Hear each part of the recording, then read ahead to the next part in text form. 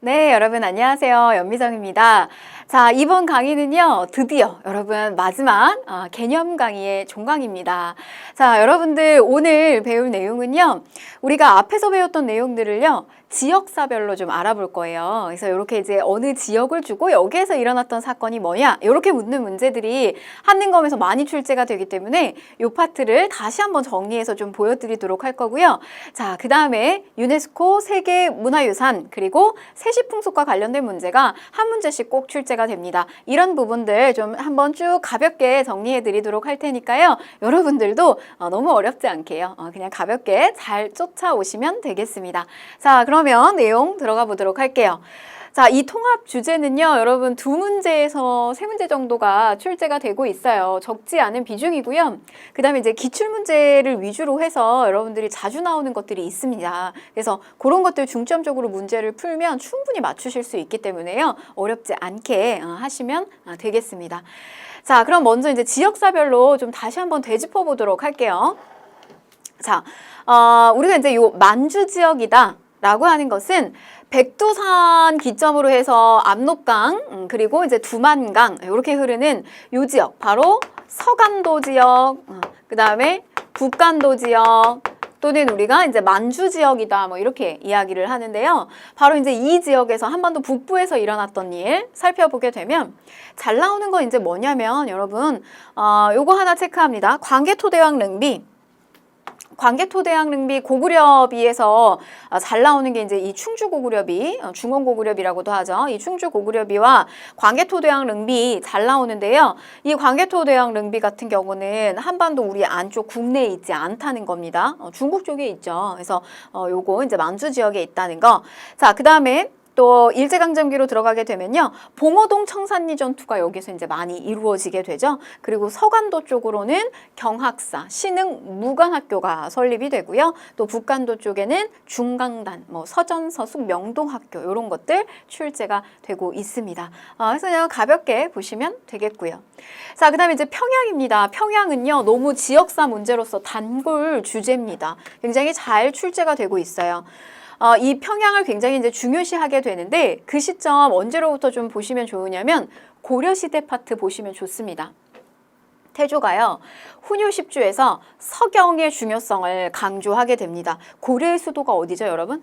그 아래에 있는 이제 이 개경이 고려의 수도인데, 개경이 이제 고려의 중심지로서의 수도의 역할을 하지만 약간 이제 올라간 북진 정책에 대한 꿈을 계속 키우고 있는 거죠. 그래서 나라 이름도 뭐라고 지었다? 고구려를 계승해서 고려라고 지었다. 그래서 서경을 굉장히 중요시했다는 거. 그리고 묘청에 서경천도 운동이 일어났고요.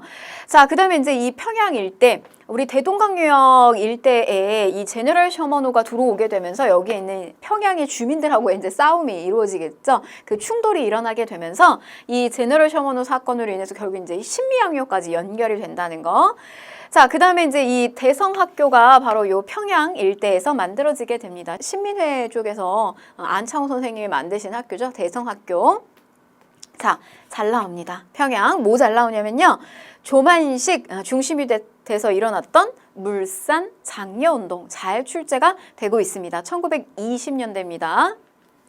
자, 넘어갈게요. 자, 그 다음에 이제 원산인데요. 우리가 항구를 일본에게 처음 열었단 말이에요. 문호개방 일본에게 처음 하게 됐는데 어디 열었냐면 원산, 그 다음에 부산, 원산, 그 다음에 인천 열게 돼요. 그런데 바로 이제 이 원산 항구 열게 되면서 근대 문물 많이 들어오게 됩니다. 바로 여기에 이제 이 최초의 어떤 근대식의 학교, 사립학교가 만들어지게 되는데 그게 바로 원산학사였다는 거. 그리고 여기에는 이제 1929년에 노동자 파업도 이루어지게 되죠.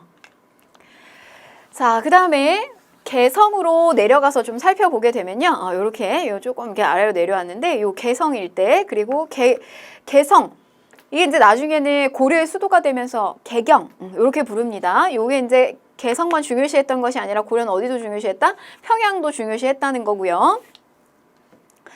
후고구려 여기서 이제 건국하고요. 그다음에 이후에 여기에서 뭐가 일어나냐면 이제 만적의 난이 일어나게 된다. 뭐 이런 것도 보시면 되겠고, 요거 볼게요. 송상의 근거지다라고 하는 거, 개성의 송상, 인삼 같은 거 판매했던 거, 조선시대 후기에 가게 되면 또 굉장히 이제 많이 활약을 하게 되고 부유한 또 상인으로서 성장을 하게 됩니다. 넘어갈게요. 자, 그 다음에 이제 서울인데요. 서울 같은 경우는 한강유역 줄기를 쭉 따라서 백제가 처음에 이제 이 지역에 자리를 잡게 되고요. 그러나 이제 이 수도 한성이 처음에는 함락을 당하게 되고 또 역시 조선의 수도이기도 하고요. 나중에 근대 파트 가게 되면 요 일대에 있는 이제 이 시전의 상인들이 일본의 상인들의 침입에 대응하기 위해서 황국, 대한제국기죠. 중앙총상회가 조직이 되기도 했습니다. 자, 그 다음에 이제 남부로 내려가 볼게요. 남부로 쭉 내려가서, 자, 공주 출제 굉장히 잘 됩니다. 공주. 제가 이 북부에서 지역사로서 출제 굉장히 잘 되는 거 뭐가 있냐 꼽으라라고 하면 평양이에요. 남부에서 지역사 출제 잘 되는 거 요거 공주 출제 잘 됩니다. 자, 뭐 공주 석장리 구석기 시기 때 유적이죠. 자, 그리고 백제의 수도가 처음에 한성이었는데 어디로 옮겨서 내려오게 된다? 그렇죠. 여기 웅진으로 쭉 밀려서 내려오게 된다라고 하는 거. 자, 그 다음에 요것도 한번 볼까요? 김헌창의 난이 발생을 하게 됩니다. 공주 웅천주 도독이에요. 저 김헌창의 난이 일어났던 때가 언제죠, 여러분? 다시 우리가 좀 복귀해보면 헌덕왕 시기죠. 헌덕왕. 아버지 주원이 왕이 되지 못해가지고 난을 일으키잖아요. 김헌창의 난. 또 그 아들 또 일어나죠. 김범문의 난. 자, 그 다음에 공주에서 망소이의 난이 일어나게 됩니다. 요거는 이제 무신집권기 때 일어났던 거. 그리고 2차 동학농민운동 공주 우금치전투. 자, 넘어가셔서요. 청주 지역에서는 우리 요거 직지심체 요절 요게 간행이 됐다는 거. 현존하는 최고 오래된 금속 활자본이죠. 직지심체 요절 흥덕사입니다. 청주 흥덕사. 자, 그 다음에 이제 안동으로 넘어가서요. 안동 같은 경우는 우리 여기 이제 서원이 많이 있어요. 그래서 이왕 선생 기리는 도산서원, 그 다음에 유성룡 선생 기리는 요 병산서원, 요 안동 일대에 많이 있고요. 또 여기는 이제 뭐 안동의 하회마을 이런 것도 있습니다. 자, 그리고 또 여기 이제 고창 전투가 있죠. 안동의 고창 전투 요거 좀 한번 잘 보시고요. 요 이제 저 고창 전투 같은 경우는 후백제의 견훤과 왕건 간의 싸움이 이루어졌던 곳이 바로 고창 전투죠. 그리고 이제 이 안동 지역 일대에서는 그런 이제 싸움이 민속놀이로서도 연결이 되는데요. 우리가 뒤에 또 나올 거예요. 근데 그 민속놀이는 이제 차전놀이라고 있습니다. 그거 같이 보시는 게 좋아요. 차전놀이. 그리고 그 안동 지역으로 이 공민왕 홍건적의 2차 침입 시기 때, 이 홍건적 2차 침입 때 이 공민왕이 여기까지 안동까지 거의 이제 표현을 뭐 복주 옛날 지명으로 이렇게 복주까지 피난을 갔다 이런 표현 나오게 되는데 그때 갔을 때 노국공주 치맛자락이 기니까 거기 있는 주민들이 나와가지고 노국공주 다리를 만들어줬잖아요. 이게 무슨 놀이죠? 그 민속놀이 노다리 밟기 이런 것도 있었다는 거 같이 연결지어 드립니다. 자, 그다음에 이제 봉정사 극락전 있는데요. 그 목조 건축물이죠. 최고 오래된 안동의 봉정사 극락전. 자, 대구 지역으로 넘어가서 볼게요. 자, 이 대구 지역 쭉 내려가서 살펴보게 되면 고려 시기 때 가게 되면 그 몽골의 2차 침입으로 요게 이제 초조대장경 거란 침입기에 만들잖아요. 이 초조대장경 만드는데 그게 이제 원래 대구에 있었습니다. 자, 그리고 국채보상운동 어디에서? 대구에서 시작이 됐다라고 하는 거. 평양에서요. 조만식 물산장려 운동이 있었다면요. 대구에서 국채보상운동 서상돈이 있었습니다. 자, 다음으로 진주 지역으로 쭉 내려가서 살펴볼게요. 진주 지역에 김시민의 진주대첩 임진왜란 시기 때 이제 일어난 거고요. 그 다음에 또 진주 밀란이라고도 하죠. 진주 밀란, 임술 농민봉기. 요건 이제 세도 정치 시기 때 철종 시기 때 이루어지게 됩니다. 그래서 저희 임술 농민봉기를 이제 뭐 잠재우기 위해서 뭐 삼정이정청이라든지 뭐 이런 기구들이 또 나오기도 했고요. 자, 그 다음에 진주 지역에서 또 뭐가 나오게 되냐면 조선 형평사. 이거는 어떤 이들의 운동이었죠? 그렇죠. 차별받는 신분제도 철폐됐지만 이 백정들의 차별이 여전했다라고 하는 겁니다. 그래서 일제강점기 1920년대 조선 형평사 운동이 조직됐다라고 하는 거. 자, 그 다음에 강진으로 내려가 볼게요. 쭉 강진. 여기에는 이 청자를 만드는 가마터가 많았다는 거예요. 그래서 여기 이제 주요한 삼강청자 생산지였고, 또 요새의 백년결사 운동이 여기에서 이루어진 거, 그리고 정약용의 유배지로도 굉장히 유명합니다.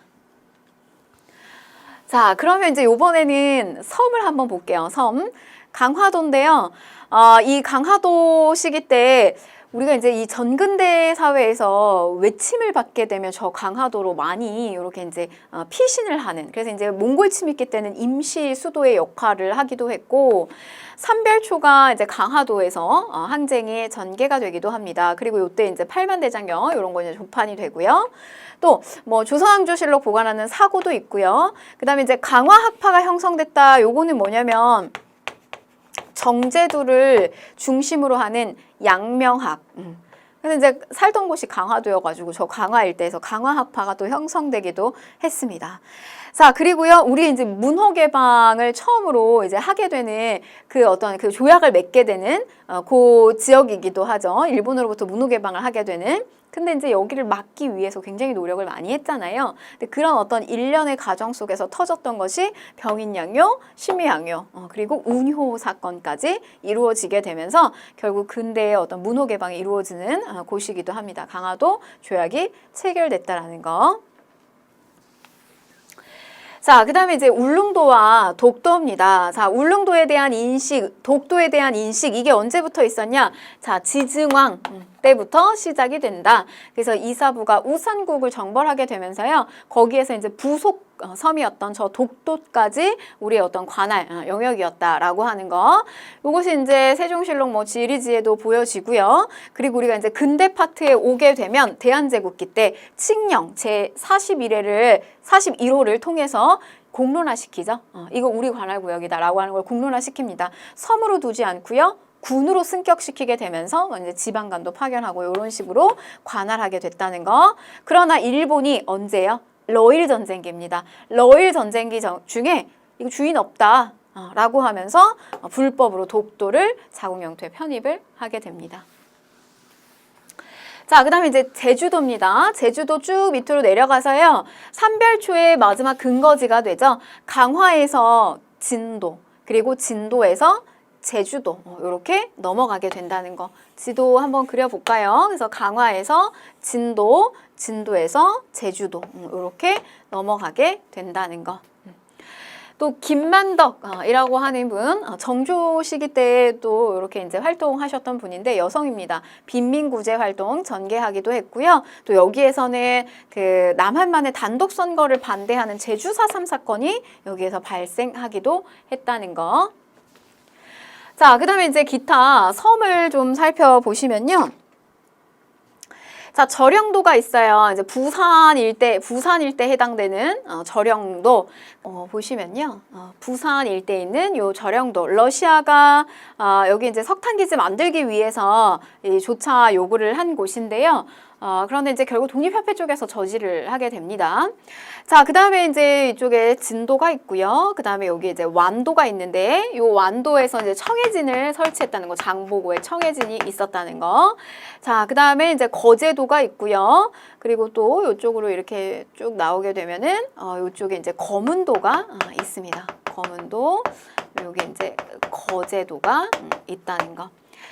자, 거문도 먼저 보시게 되면요, 영국이 러시아 남하고실로 불법적으로 이 거문도를 점령을 하게 되죠. 여기 이제 그 1884년에 갑신정변 끝나고 난 다음에 어떤 직후에 85년의 상황이라는 거. 자, 그 다음에 뭐 완도 넘어가고요. 그 다음에 거제도 같은 경우, 이 거제도는 이 흥남 철수에서 당시 여기에 이제 흥남에 묶였던 사람들을 거제까지 또 많이 이렇게 운반을 안전하게 또 운반을 했던 곳이기도 하면서도, 또 여기에 이제 포로 수용소가 설치된 곳이기도 합니다. 거제죠. 자, 그럼 이제 문제를 좀 풀어보도록 하겠습니다. 자, 자, 가 지역에 있었던 사실로 옳은 것을 골라라 라고 했는데 묘청등이 왕에게 말하기를 신들이 보건대. 자, 이쪽 어디죠? 서경의 땅이죠. 서경의 임원역은 평양입니다. 자, 망이망소이가 일으켰다. 요거는 어디죠, 여러분? 공주죠. 자, 그리고 정몽주가 이방원의 세력에 의해서 피살됐다. 우리가 선주교라고 알고 있습니다. 그래서 요거는 이제 개성이고. 자, 3번 우리나라 최초의 근대 교육기관이 설립이 되었다. 사립학교죠. 원산학사. 이 원산학사 원산이죠.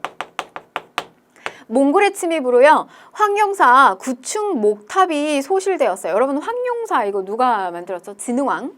구층 목탑 선덕여왕 이렇게 됩니다. 요건 이제 경주죠. 자, 5번 조만식 조선물산 장려의 평양입니다. 정답은 5번이에요. 굉장히 잘 출제가 됩니다. 자, 다음에 우리가 이제 유네스코에 등재된 우리의 문화재, 우리가 반드시 지켜야 되는 세계와의 약속이죠. 요 문화재들 좀 한번 살펴보도록 하겠습니다. 자, 세계문화유산인데요. 우선 저 팔만대장경하고 관련된 어떤 그 장경 판전, 저건 이제 팔만대장경을 보관하고 있는 곳입니다. 그래서 이 목판을 보관하기 위해서 만든 건축물, 요것도 유네스코에 올라와 있고요. 그 다음에 이제 이 팔만대장경 목판 역시도 유네스코에 등재가, 기록문화유산으로 등재가 되어 있죠.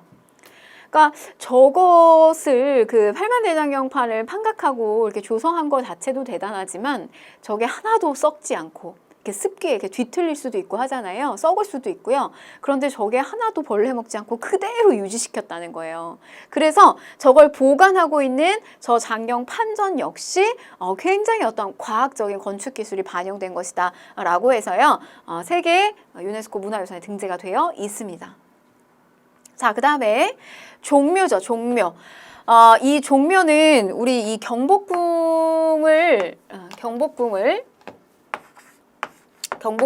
중심으로 해서 좀 살펴보게 되면요. 뭐 이제 이 경복궁 앞에 이렇게 광화문이 있다라고 하면 여러분들이 이렇게 앞쪽을 쭉 보고 계신 거예요. 그러면은 이 등을 지고 경복궁을 등지고 앞쪽 쭉 보고요. 좌묘, 우직입니다. 그래서 이쪽에요.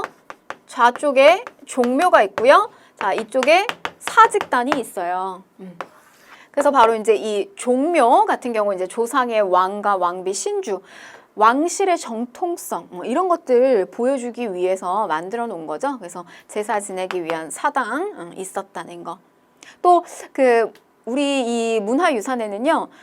유형 문화유산이 있고요. 또 눈에 보이지 않지만 우리가 또 지켜야 되는 음악이라든지 뭐 춤이라든지 무용이라든지 뭐 어떤 그 행위라든지 이런 것들이 있는데 그 중에 이제 하나가 이 종묘 제례악 같은 경우도 또 무형 문화유산으로 보존이 되고 있습니다. 넘길게요. 자, 그 다음에 이제 석굴암 불국사 뭐 너무나 유명합니다. 신라 경덕왕 때 김대성 설화가 보여지죠. 삼국유사에 보면 있습니다. 그래서 당시에 그 현세 부모를 위해서 불국사 조성하고요. 전생의 부모를 위해서 또 석굴암을 조성했다. 뭐 이런 이야기가 남겨져 있습니다. 유네스코 문화유산이고요. 자, 그 다음에 이제 창덕궁이 있어요. 여러분 경복궁은 유네스코 문화유산이 아닙니다. 안타깝게도요. 굉장히 이제 소실이 많이 되고 복원되는 과정 속에서 조선 시기를 좀 상징할 수 있는 어떤 건축 기법이나 재료가 많이 없다 그래요. 그래서 유네스코에 등재되어 있지 않고요. 창덕궁은 등재가 되어 있습니다. 자, 이 창덕궁을 언제 만들어졌느냐? 태종 이방원 시기 때 만들어졌다. 자, 이렇게 기억을 하시면 좋아요. 경복궁에서 왕자의 난 일으켰잖아요. 자기 형제들 막 죽이고 태종 이방원이 경복궁에 계속 있기가 좀 깨름직하죠. 이 태종은요 이궁으로다가 별도로 경복궁 별도로 이렇게 이제 창덕궁을 조성을 했다. 이렇게 좀 기억을 하셨으면 좋겠고요.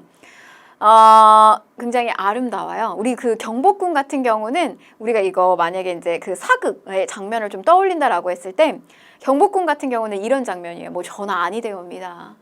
붕당이 뭐 서인이 어떻고 노론이 어떻고 막 이런 식의 어떤 그 정치적인 논쟁이 막 불거지는 거. 경복궁의 모습이에요. 창덕궁은요. 이렇게 뭐 어떤 그 왕실 사이의 어떤 로맨스와 러브 스토리 막 이런 것들 굉장히 아름다운 정원들이 많이 있습니다. 또 여기에 규장각도 있고요. 자, 그 다음에 수원화성입니다. 수원화성. 정조시기죠. 정조시기 때 건설을 했던 요 수원화성. 역시 뭐 수원화성도 사실은 당대의 것이 많이 남아있지 않는데요. 재료나 뭐 기법이나 이런 것들이. 그러나 이제 뭐 때문에 이게 등재가 됐느냐? 제가 이거 한번 이야기 드렸어요. 화성성역 의계가 요게 남겨져 있는데 이게 너무나 상세하게 축조 과정을 다 서술되어 있다는 거. 그래서 저걸 가지고요. 저 수원화성을 그대로 복원시킬 수 있었다. 그래서 그 가치를 인정받아서 역시나 수원화성도 세계문화유산에 등재가 되어 있습니다. 자, 그 다음에 이제 고인돌, 우리나라 특히 많아요. 우리나라 저 고인돌, 그러니까 지배층, 당시 이제 이 군장의 어떤 지배층의 무덤 정도로 보고 있는데요. 이런 어떤 고인돌이 굉장히 이렇게 집중, 분포가 되어 있습니다. 그래서 역시 뭐 고창, 화순, 그 다음에 강화도에도 있죠. 자, 그 다음에 경주 역사지구예요. 2000년에 등재가 됐는데 여러분 경주 지역은요. 거기 함부로 밟으면 안 된다 막 이래요. 왜냐면 내 발 밑에 다 경주에 그 보물들이 유적이 깔려 있다 막 이렇게 얘기하거든요. 밟는 곳마다 유적이다. 자, 그래서 이 신라의 유적지구를 이렇게 5개 유적지구로 나눴는데요. 남산지구. 불교 문화가 완전히 그 산을 다 이렇게 뒤덮고 있어요. 말하자면. 그래서 이 저 남산 일대를 오르면 이렇게 바위에다가 이렇게 불상이 조각된 장면들이 이렇게 산 언덕 하나 이렇게 오를 때마다 보여집니다. 이제 남산지구가 있고요. 그다음에 이제 이 월성지구는 경주의 중심이죠. 경주의 중심입니다. 그래서 여기에서 뭐 이제 계림이라든지 이 계림은 우리 그 시조 기말지의 어떤 탄생설화가 깃든 곳이고요. 신라라고 가리키는 표현이기도 하죠.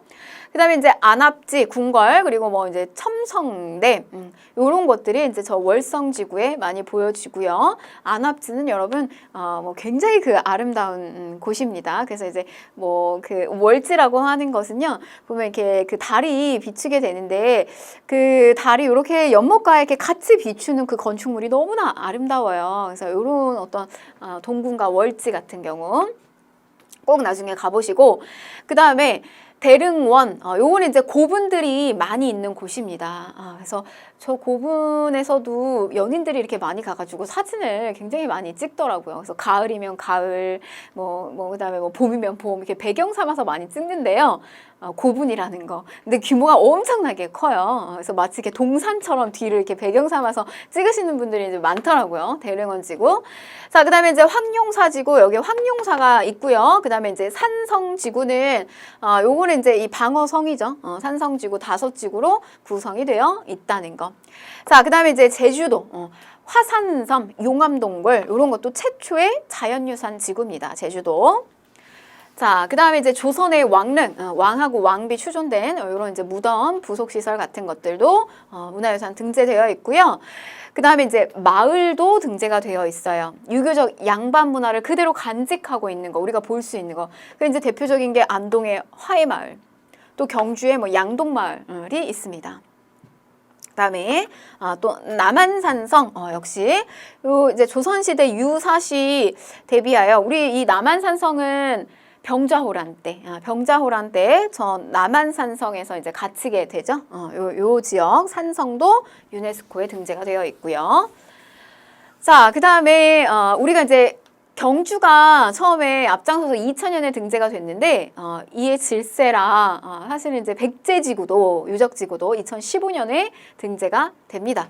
그래서 공주 그다음에 부여 또 천도를 시도했다고 알려지는 요게 이제 왜냐면 요 익산에 뭐가 있었냐면 요 미륵사 터가 있거든요. 그래서 여기 아마 천도를 하지 않았을까 무왕 때 요런 어떤 추측들이 나오고 있죠. 그래서 바로 요런 지역들 대표적인 유적지입니다. 자, 그 다음에요. 이제 2018년에는 각각 어떤 그 절들이 또 많이 이렇게 등재가 됐는데요. 뭐 요런 이제 절들 7개의 산지 승원들이 등재가 됐습니다. 영주, 부석사, 뭐 안동, 봉정사, 뭐 요런 이제 절들이 있었다는 거. 자, 그 다음에 2019년 최근에 등재가 됐기 때문에요. 한국의 서원 좀 자주 출제가 되고 있습니다. 그래서 또 사림들의 어떤 기반이 됐던 곳이죠. 교육시설. 그래서 영주의 소수서원. 요 소수서원 처음에는 이름이 뭐였죠, 여러분? 백운동 서원이었어요. 그래서 최초의 서원이죠. 그랬다가 요게 이제 그 풍기군수로 두 번째, 처음에 이제 주세붕에 의해서 만들어지잖아요. 그러다가 이제 이후에 이황의 건의에 의해서 국가로부터 현판도 받고요. 여러 가지 재정적 지원도 받습니다. 나중에 이제 이름을 소수서원 이렇게 바꾸게 되는 거. 그 다음에 이제 이 논산 도남서원은요. 그 예학을 발달시키고 연구했던 분이세요. 김장생. 그래서 이 김장생 선생을 기리는 서원인데요. 조금 요게 출제가 돼가지고 수험생들 좀 어려워했습니다. 좀 기억해 주시고요. 9개의 서원 이렇게 들어왔다. 그리고 이제 뭐 도산, 병산은 너무 잘 출제되니까 안동이죠. 둘 다 안동 지역이고요. 도산 같은 경우 이황 선생님, 그리고 병산 같은 경우는 이제 유성룡 선생님 기리는 곳. 자, 조선왕조실록 빼놓을 수 없습니다. 조선 태조부터 철중까지의 내용들, 처음 초고본이죠. 사초하고 관청의 기록들 시전기 바탕으로 편년체 역사서입니다. 맨 마지막에 그 고종하고 순종은 일제강점기 쪽에 어떤 좀 입장 탕압 들어갔기 때문에 그 시기는 조금 주관적이다라고 해서 빠져 있습니다. 그래서 태조부터 철중까지가 이렇게 올라가 있고요. 자, 그 다음에 이제 훈민정음 어떻게 만들어졌느냐 쭉 풀어놓은 거예요. 해례본, 요거 해설서입니다. 그래서 한글이 만들어지게 됐던 어떤 여러 가지 원리라든지 그런 내용들을 담고 있는 거. 자, 그 다음에 이제 승정원 일기 같은 경우는요. 승정원 뭐 하는 곳이죠, 여러분? 그 왕명 출납하는 곳이죠. 비서, 국왕의 비서죠. 그래서 요런 이제 승정원 일기, 국왕의 업무 내용을, 당대 업무 내용 잘 알 수 있잖아요. 그래서 요것도 기록문화유산입니다. 자, 그 다음에 직지심체 유절입니다. 현존하는 가장 오래된 금속활자본이라는 거고요. 그러나 우리나라에 없어요. 요거는 이제 프랑스 국립도서관에서 보관하고 있다는 거. 그렇지만 이제 저거는 여러분 약탈당한 거는 아니에요. 우리 약탈당한 건 강화도 외교장각에 있는 의계가 약탈당한 거고요. 요거는 우리가 이제 이 프랑스하고 교류를 하게 되면서 당시에 그 주한공사가 요거는 사가지고 간 겁니다. 그래서 여기 이제 프랑스에 보관이 되어 있다는 거. 어디에서요, 여러분? 청주 흥덕사에서.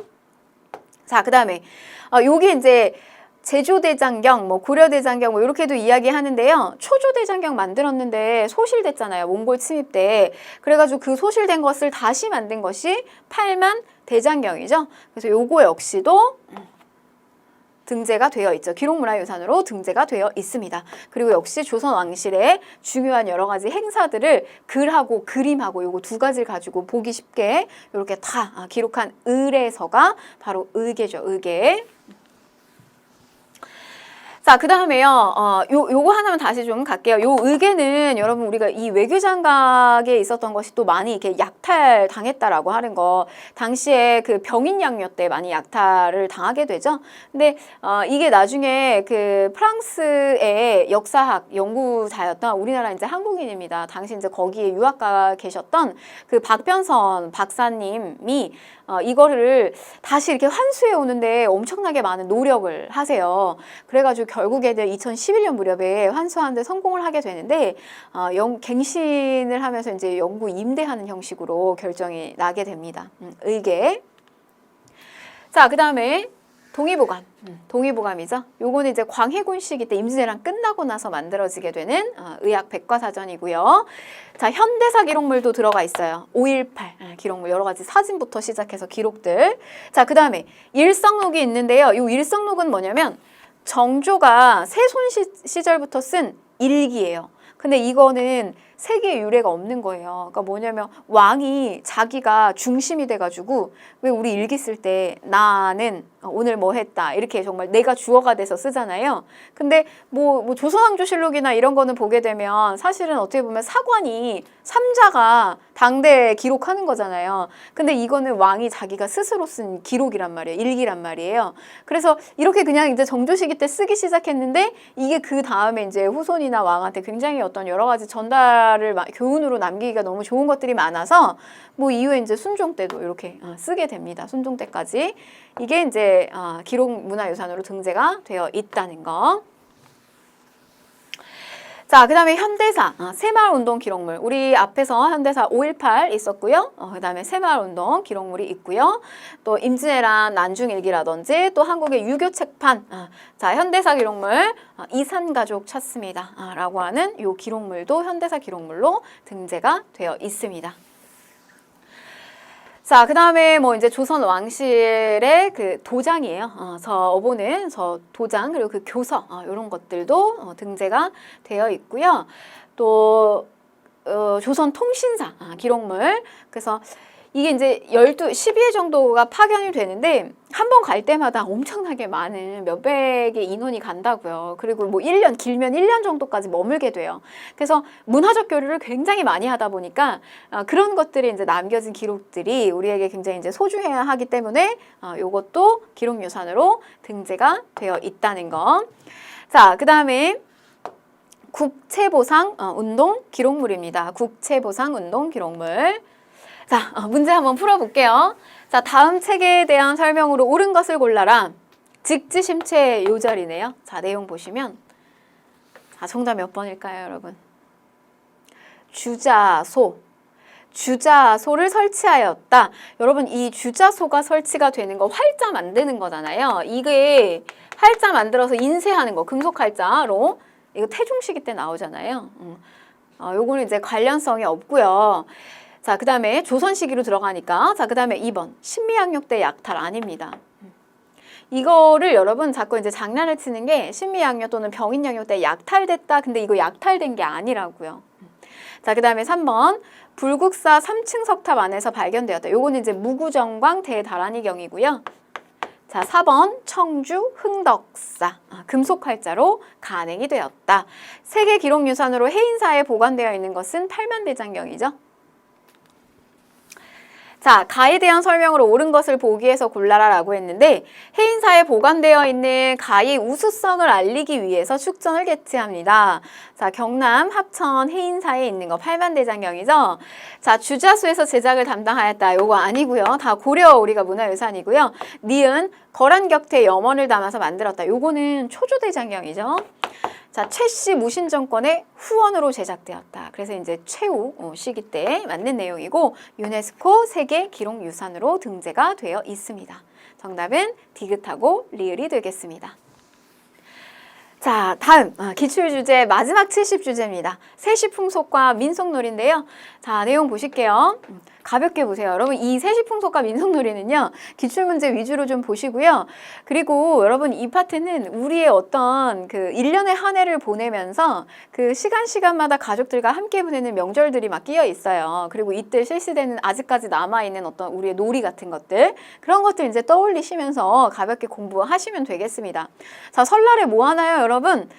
나이 1살 먹는다. 그래서 우리 떡국도 먹잖아요. 떡국 먹고 새 옷으로 갈아입고 부모님께 인사도 드리고 조상에게 차례나 성묘를 지내기도 하고요. 이런 거 그냥 자연스럽게 떠올리시면 됩니다. 설날이죠, 설날. 윷놀이, 널뛰기 이런 것들. 지금은 뭐 우리가 이렇게 집에서 이걸 하진 않잖아요. 그런데 이제 어떤 문화적 행사나 이런 데 때 여전히 이걸 조금 계승하기 위해서 이런 윷놀이나 널뛰기 같은 것들 합니다. 윷놀이 같은 경우는 우리 가족들 모여서 설날에 또 집에서 하기도 하죠. 자, 그 다음에 정월 대보름이에요. 1월 15일. 처음 1년 중에서 보름달이 쫙 하고 뜨는 날. 요게 부모님 생신이에요. 개인적으로는 제 부모님 생신이어가지고 어머님 생신이어가지고 이날은 항상 제가 어렸을 때부터 늘 이렇게 집안에서 이렇게 기름 냄새가 났던 것 같아요. 이날이 되면. 그래서 이렇게 뭘 하나 엄마가 이렇게 뭘 하나 이렇게 살펴보면 이렇게 나무를 묻히고 계신 거예요. 그리고 이제 오곡밥을 만들고 있고. 그래서 이날은 물론 이제 그 자녀인 제가 했어야 되는데 어리다 보니까 부모님이 이날은 뭔가 이렇게 생일 겸 그다음에 우리 이제 잔치 겸 이런 걸 굉장히 많이 했던 것 같아요. 그래서 이때 뭐 하냐면 이렇게 나물 같은 거 묻혀서 많이 먹어요. 그리고 이제 뭐 부스럼 예방한다라고 해서 그 딱딱한 거를 씹죠. 그래서 호두라든지 잣이라든지 이런 것도 이제 많이 먹는 거고 또 쥐불놀이 같은 거, 달집 태우기. 그다음에 이제 이 차전놀이가 정월 대보름에 합니다. 요거 어디에서 이루어지는 거냐면 안동에서 이루어지는 거예요. 또 나옵니다. 자, 그다음에 입춘대길. 이거 이제 지방 쪽에 이렇게 쭉 가보게 되면요. 이렇게 문 앞에다가 이렇게 붙여놔요. 그래서 뭐냐면 이제 봄을 맞이하는 건데, 봄 맞이하면서 이때 이제 뭐 좋은 일이 많이 들어와라. 이제 이런 의미로 이런 것들 이제 대문 앞에 붙입니다. 입춘. 봄이 오는 거는 봄이 세워지는 거, 봄이 오는 거고요. 그 다음에 이제 강남 갔던 제비가 오는 날, 음력 3월 3일이에요. 삼진날, 음력 3월 3일. 날씨가 이제 따뜻해지는 겁니다. 뭐 경치 보시고요. 자, 넘어갈게요. 한식은 뭐 하는 거냐면 저 한자가 차갑다 할 때 한이에요. 찰한. 그래서 이 시기는 불 피우지 않아요. 그래서 찬 음식을 먹는 날입니다. 한식. 자, 그리고 단오입니다. 단오. 음력 저 5 이렇게 기억하시면 되겠어요. 음력으로 5월 5일인데요. 단오날 뭐 하냐? 잘 나와요. 이 단오가. 여러분, 이 단오날 보면 그림이 하나 있어요. 그 단오풍정이라고 하는 신윤복의 그림이 있는데 거기에 보면 이 여자들이 그 창포에다 물 머리 감고요. 한쪽에서 이렇게 널뛰기도 하고요. 이런 모습 그려져요. 그래서 그 단오풍정 모습 좀 기억하시면 좋을 것 같아요. 그리고 이제 이 날은 우리가 이제 수린날 이런 표현도 쓰거든요. 단오, 수린날 이런 표현도 쓰는데 수레바퀴 모양의 그 떡을 만들어서 해 먹었다라고 해서 이제 수린날이라고 합니다. 그리고 뭐 앵두 화채도 만들어 먹고요. 뭐 이런 것들, 뭐 씨름 남자들은 씨름도 하고요. 여자들은 그네 뛰는 거 이런 것도 하고요. 돌 던지는 거 석전 뭐 이런 것도 합니다. 자, 그다음에 이제 또 하나 보시면요. 단오선 이거는 뭐냐면 단오 부채예요. 그러니까 이제 여름이 다가오는 거거든요. 음력 5월 5일이면. 그래서 이제 날씨가 더워지니까 임금이 왕이 신하들에게 부채를 이렇게 선물로 주면서 여름을 잘 나라는 이런 단오 부채 같은 것들 이런 것들 선물했다는 거. 자, 그 다음에 유두입니다. 이 유두는요, 흐를 유, 머리두 이렇게 생각하시면 돼요. 그래서 흐르는 물에다가 머리나 몸이나 이런 것들을 깨끗이 씻어내는 날, 그래서 서늘하게 또 하루를 보내는 날 이렇게 보시면 되겠고요. 7월 7일, 칠석이에요. 견우와 직녀가 만나는 날. 그래서 뭐 직녀처럼 바느질 솜씨 좀 잘 되게 뭐 빌어달라 뭐 이런 것들 보시면 되겠고요. 자, 그 다음에 백중입니다. 이 백중은요, 이제 농사, 뭐 100가지의 곡식이 이렇게 다 이렇게 나오게 되는 날이다. 그래서 조금 요날 하루는, 이제 막 농사를 하고, 뭐 앞으로 또 이제 그 수확을 잘 되게 풍년을 기원하고 뭐 이런 것도 담겨져 있는데요. 이날 하루는 머슴들을 쉬게 해주는 날. 이렇게 생각하시면 돼요. 그래서 호미를 씻는 날. 일 안 하게 시키는 거예요. 백중. 자, 그 다음에 추석입니다.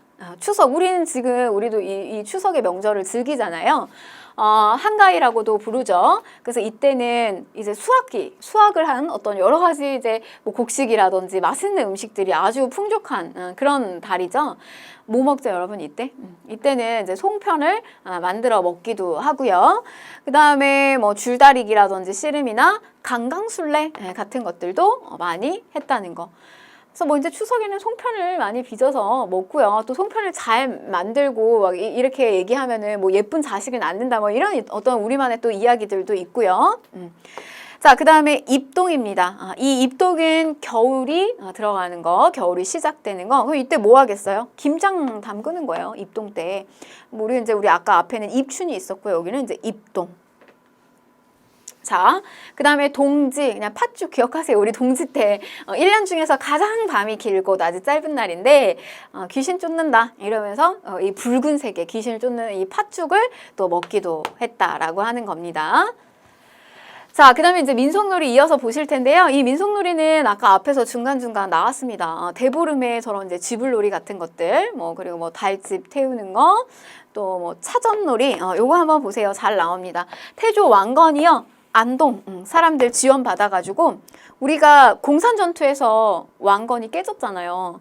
근데 이 고창전투에서 안동 사람들이 왕건을 많이 도와줬단 말이에요. 그래서 이 낙동강에다가 저 견원 후백제 이끄는 저 견원의 무리들을 막 이 낙동강으로 밀어서 막 빠뜨리고 막 이랬다라고 해요. 이 왕건을 도와주면서. 그래서 바로 이제 거기에서 기원됐던 놀이가 저 차전놀이에요.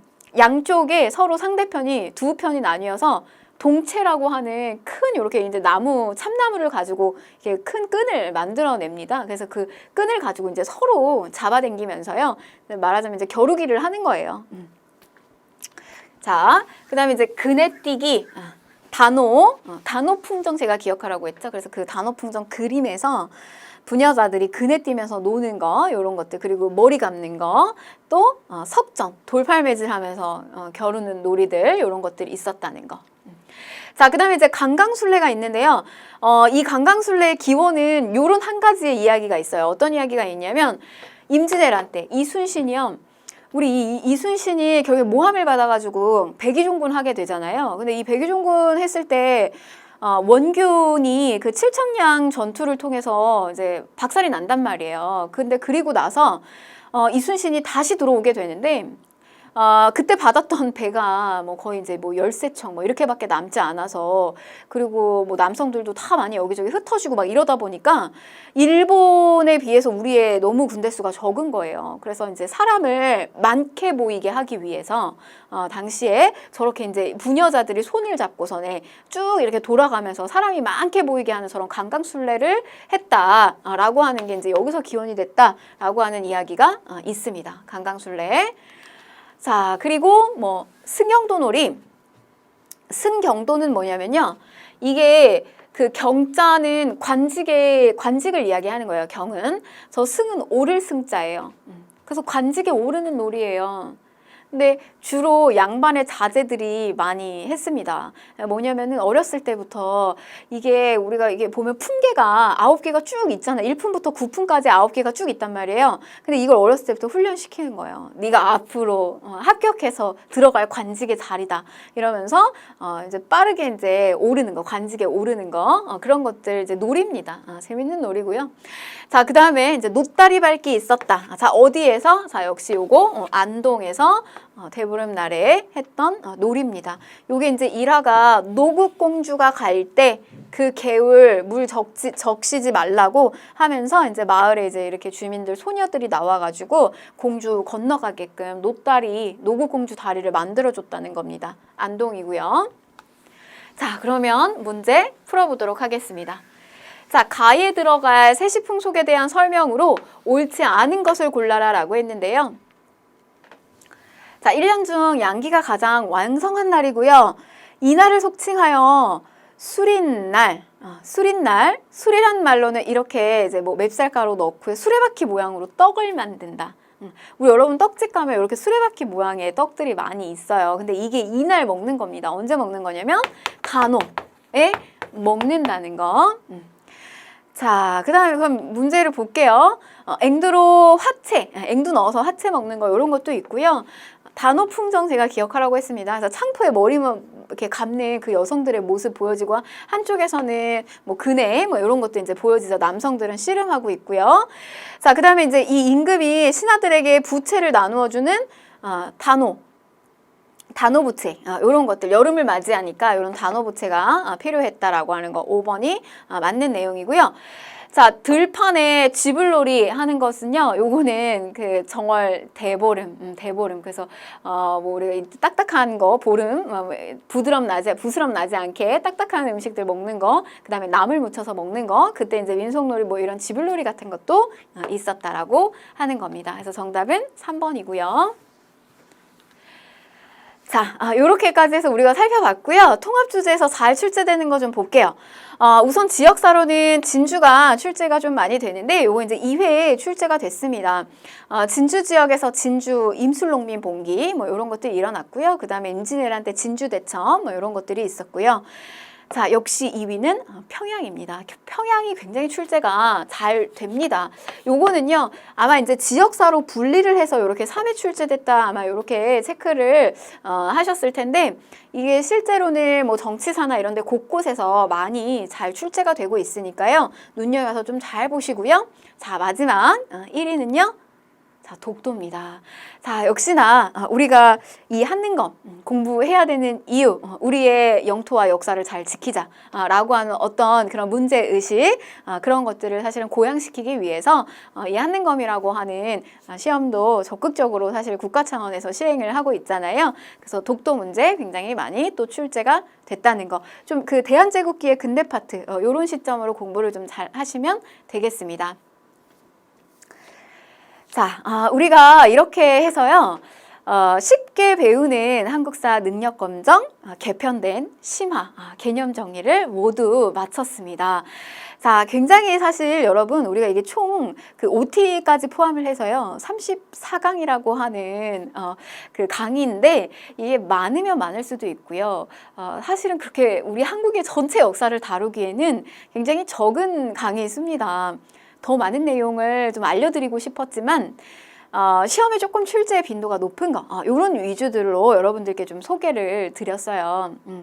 이 한국사 능력검정 시험을 통해서 꼭 이걸 발판 삼아서요 여러분들이 목표로 하는 취업, 직장, 뭐 공무원 이런 것들 꼭 반드시 이루시고요. 각자 이제 직장 생활을 하시면서 각자의 위치에서 그냥 제자리를 지키면서 열심히 하실 때 또 우리의 이 대한민국의 역사는 발전된다. 이렇게 생각을 해주셨으면 좋겠습니다. 저한테도 좋은 소식들을 좀 많이 전달을 해주셨으면 좋겠고요. 여러분들 그동안 고생 굉장히 많이 하셨습니다. 네, 수고하셨습니다.